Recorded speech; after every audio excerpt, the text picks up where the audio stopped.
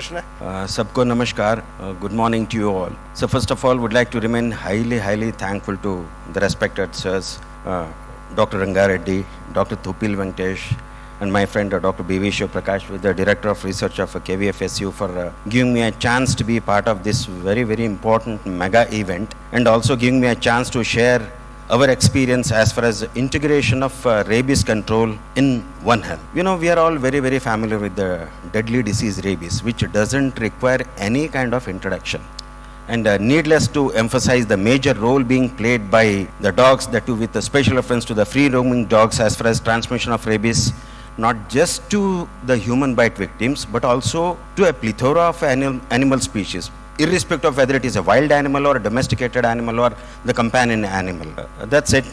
Even in fact in India, it is, dogs are considered to be the major vectors, to the tune of some 98% of human deaths because of rabies is actually attributed to the dog bite. But what about the remaining 2%? Even cat bites are also equally important as far as the sources of transmission to rabies to other animals as well as the human beings. So let us not ignore the bites from other animals other than the dogs. As far as transmission of rabies to human beings is also concerned, we need to bring a lot of awareness among the professionals as well as the general public to follow some of the post-exposure prophylactic measures. You know that Asia and Africa are considered to be the endemic, and so here most of these ABCRV control programs are restricted to some of the selected cities in most of the Asian as well as African countries.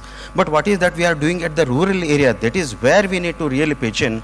And as of now, as far as the data that we have received from WHO is concerned, more than 80% of the human rabies related deaths are reported or are occurring in the rural India. This is high time that we need to evolve certain strategies to ensure that the dog mediated rabies is eliminated at the rural India. And right now, the global strategic plans for rabies diagnosis, surveillance and control have been evolved by 4 international agencies, the WHO, then the equivalent international government agency for animals as well as birds across the globe is known as World Organization for Animal Health. That was actually earlier known as WOAH. Then we have FAO, Food and Agriculture Organization, and then Global Alliance for Rabies Control. These 4 international agencies have actually joined their hands together a few years ago to evolve what is called United Against Rabies Consortium. So here we have 2 important components. As far as our role is concerned, we are pitching in as far as the animal health component is concerned. Yesterday, one of the dignitaries during the inaugural program was emphasizing a lot as far as the capacity building is concerned. This is what is the major priority of our OAH reference lab, which is catering to the requirement of 18 countries, including all the South Asian as well as Southeast Asian countries is concerned, about training the doctors, not just the not just the veterinarians, but also the medical doctors, how to collect the brain sample through simple method of occipital foramen. Within 3 minutes of presenting the carcass, nowadays we have actually revolutionized the diagnosis of rabies in animals by training some thousands and thousands of veterinarians at the grassroots level as well as in the labs and institutions on how to collect the how to employ the simple method of brain sampling through occipital foramen even without opening the skull. With that, we have been responsible for having or implementing a robust animal rabies surveillance in this part of Asia is actually concerned. Yeah, sir was actually mentioning about the OAH reference lab. As of now, we have 14 OAH, which stands for World Organization for Animal Health, rabies reference laboratories in the globe. We are glad that with the support from IFCAI, with the support from Professor Thupil Venkatesh sir, who in fact trained the batch of faculties from KVAFSU some 7 years ago, we were able to be compliant with the ISO 17025 as far as the 2017 version is concerned, and with that we were able to supply the dossier to the OAH headquarters in Paris, and then now since last 4 years ours is actually considered to the OAH reference lab for animal rabies in this part of world, and this is the jurisdiction as far as our duties are concerned. So now we have in most of the countries we have what is called NAPRE, National Action Plan for Rabies Elimination. Likewise we have SAPRE. Yesterday we were speaking about this State Action Plan for AMR. The similar this State Action Plan for Rabies Elimination is also being planned in most of the states, even including the state of Telangana. And here we are ensuring that the effective control of rabies, then think of elimination of rabies in dogs has to be ensured, and with that definitely the occurrence of human rabies is going to be significantly reduced. And we are very, very positive about it. And thanks to WOAH, which is immensely supporting at the global level as far as control and elimination of rabies is concerned. This is the WOAH twinning program. Thanks to WOAH, this is how we were able to build up the capacity in India as far as ourselves is concerned. We were collaborating with CDC Atlanta and then APH in London under this program, and the team was visiting our lab. Our team had chance to visit these two important WOAH reference labs in the world, and that's how we were able to strengthen the diagnosis of animal rabies under One Health umbrella is concerned. Not just the dogs, even we are into diagnosis and estimating some amount of data with respect to the occurrence of rabies in wild animals, which is one of the major Herculean tasks for us to take further. This is about the series of training programs that we have conducted. This is actually the impact of the training program. Not just that they just conduct the training program and then that is the end. No, that is the beginning of a certain task to be implemented. Subsequently, we monitor what exactly our participant training programs are doing at the field, and we are really happy as far as the diagnosis, the brain sampling and then surveillance is concerned. So that's how we are confident about the very good impact of the training program that was imparted to these South Asian as well as Southeast Asian veterinarians in our lab. We have also roped in these private veterinary practitioners. See, we have a huge chunk of private veterinary practitioners who are doing very good work at the field level. Not just in cities, nowadays we have private veterinary practitioners even in the grassroots levels. So we have roped in because ultimately we are all working under this One Health umbrella, wherein it is not just the veterinarians, not just the medical practitioners, not just the policy makers, the vaccine manufacturers, the diagnostician, most importantly the civic bodies, the municipal corporations, so also the community, because whatever is being done, we are doing it for the sake of the community. We have to ensure that all of us are working under the One Health umbrella without stepping into each other's shoes, but by being complementary to each other, we will be able to reach our final focus of elimination of dog-mediated rabies by 2030 in this part of Asia as well as in African continents. And we are very, very, although we are sitting on the frying pan, it is not impossible to achieve that, provided we are all complementary to each other. This is about what we have already initiated in Brihat Bengaluru Mahanagar Palike. The same strategy has been emulated in several cities, wherein we have actually rabies helpline, and then we are actually collaborating with the Bangalore Municipal Corporation, then with the local veterinarians and with the administrators. This is a very good planning, and we would like to develop Bangalore as a model city in the country as far as implementation of a strategy for animal rabies diagnosis, surveillance, ultimately leading to control, and then think of elimination of any disease. And with this, we have also started what is called this mass dog vaccination as far as the free roaming dog population in Bangalore is concerned. Thank God, since last 3 years, there is a significant reduction in the occurrence of rabies based on the laboratory evidence in BBMP. So that itself shows that we are in the right path, and this is actually one of the success stories, just like what is actually happening in the state of Goa. Our team also visits various states. There also we train the veterinarians so that the similar strategies could be implemented there. This is about some glimpse of the international training programs that we have conducted for South Asia as well as the Southeast Asian countries. We have established what is called South Asia Rabies Laboratory Network. Thereby, we would like to have a harmonized or the uniform approach as far as brain sampling, diagnosis, surveillance and control strategies are concerned. I think we are really successful.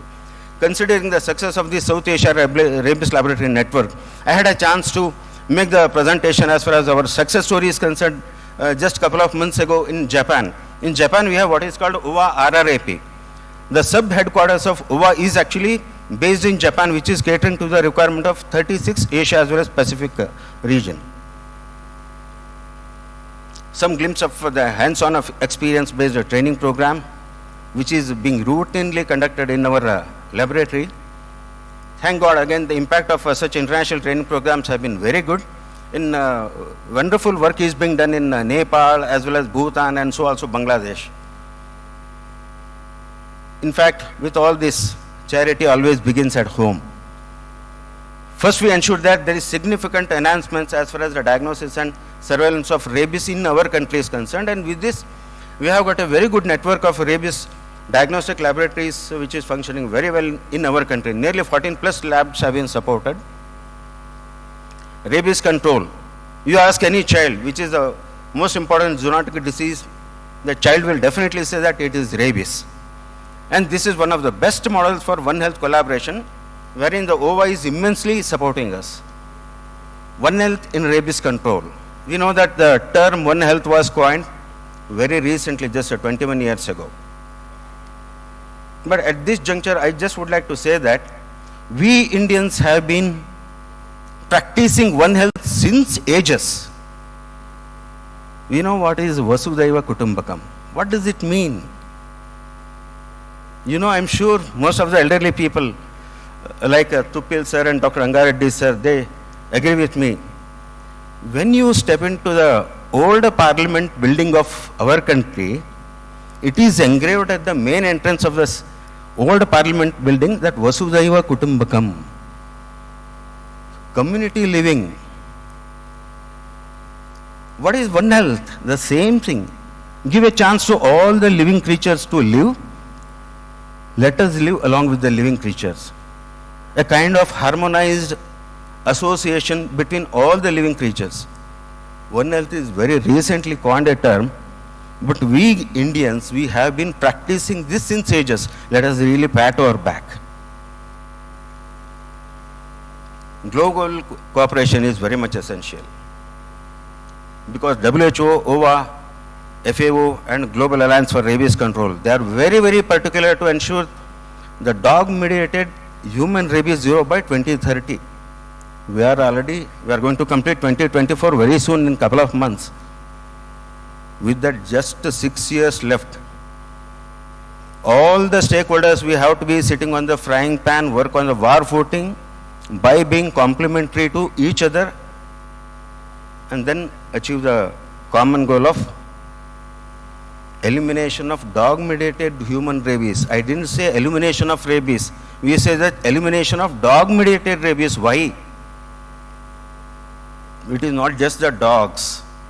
Various other biting animals could be the source of transmission of rabies.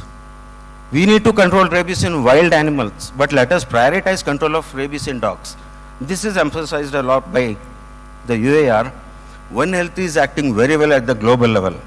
Regularly, we, the OVA reference lab directors, we meet either in FAO headquarters or in WHO headquarters or in OVA, wherein it is not just the veterinary experts, even the human experts who are associated with human rabies, we all sit together along with the policy makers, and then we have a kind of brainstorming session, what to do, how to go about it at the global level.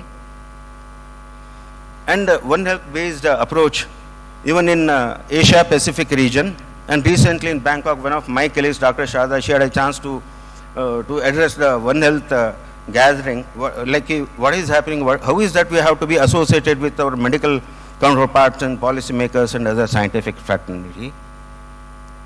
SAPRE has been already initiated in Karnataka, and here we have various stakeholders, municipal corporation authorities, the forest officials, the policymakers, the chief secretary also in fact chaired the session. Multi-sectoral collaboration, I already mentioned about it. Awareness programs are very, very important. Any amount of research we may be doing within the four walls, unless this research outcome reaches the society, to the country, it means nothing. Whatever little research we do in the lab must have some relevance to the society for its benefit and intent to the country. So here, we actually have a series of awareness programs doing what is called this World Rabies Day. In fact, very recently on 28th September this year, in fact, we have observed this World Rabies Day. Series of awareness programs for the benefit of the general public. And then this is the glimpse of the recently observed World Rabies Day. We say we observe World Rabies Day. We never celebrate World Rabies Day because Louis Pasteur, the great scientist who was primarily responsible for development of this first anti-rabies human vaccine, anti-human rabies vaccine, way back in there 1885, he actually passed on 28th September. So that day, every year, globally we observe as World Rabies Day. Community engagement, I already mentioned about it. We have several challenges, we have several constraints. but let us not give up.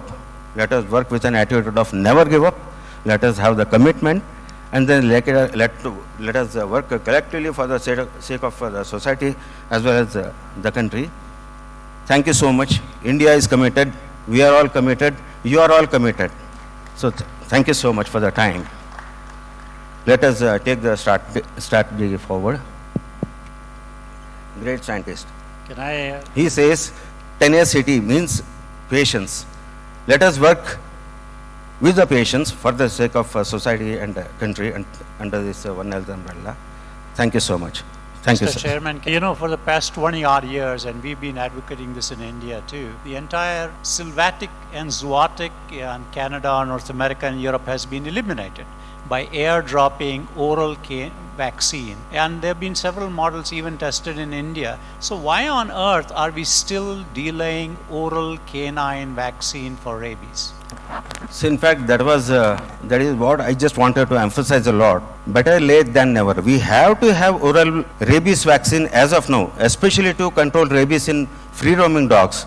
In fact, the government of Goa, they took a lead and they wanted to import this live attenuated oral rabies vaccine which is made by Seva, and we have also given our staunch support to import this because this is we are already late. We should have been having this, but because this is actually live attenuated vaccines, Government of India, the Health and Family Welfare Department, they didn't approve, considering the safety of this particular live attenuated vaccine for non-dog based species.